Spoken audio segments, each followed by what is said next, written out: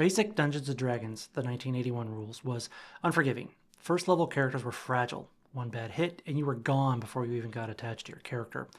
But that never stopped us from thinking we could win the day.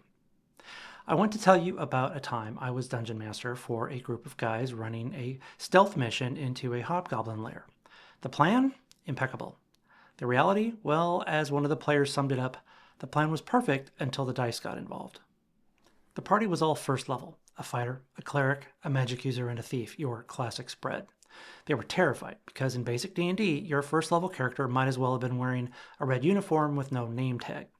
Their target was an underground hobgoblin lair, so they planned and schemed and sketched things out on notebook paper like generals at war. They argued over who sneaks in first and who watches the rear. They debated who rushes in if things go south. It was disciplined, careful, and honestly, it was kind of brilliant. And as DM, I was thinking maybe, just maybe, they're going to pull this off. The thief has chosen to sneak down the tunnel. Remember, this is basic rules, where thieves have abysmal odds at first level. I roll his move silently percentile check, and I do it in the open so the whole table can see.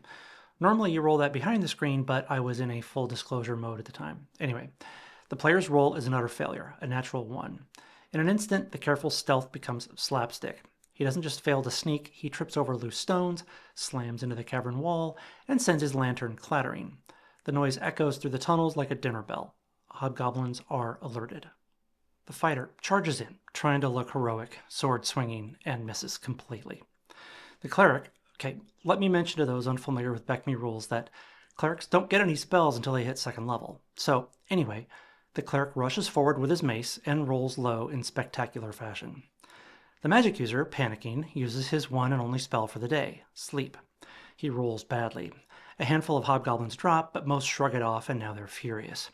What was supposed to be a surgical infiltration is suddenly a desperate brawl in the dark. Players are shouting, dice are flying, and every roll just makes it worse. In the middle of this mess, one of the players leans back, sighs, and delivers the line of the night. The plan was perfect until the dice got involved. The table goes quiet for half a beat, and then everyone bursts out laughing because he absolutely nailed it.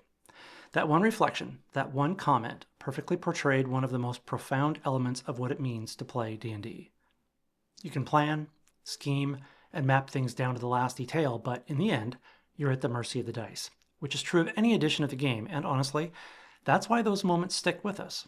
If the plan had worked, it would have been neat, but forgettable. The reason I'm still telling this story years later is because everything went wrong. So if you're ever playing D&D, basic or 5e or anything in between, remember this: embrace the chaos. The dice don't care about your plan, and sometimes that's where the best stories come from. After all, the plan is always perfect until the dice get involved. As always, have fun, stay cool, and keep smiling no matter what the dice do to you.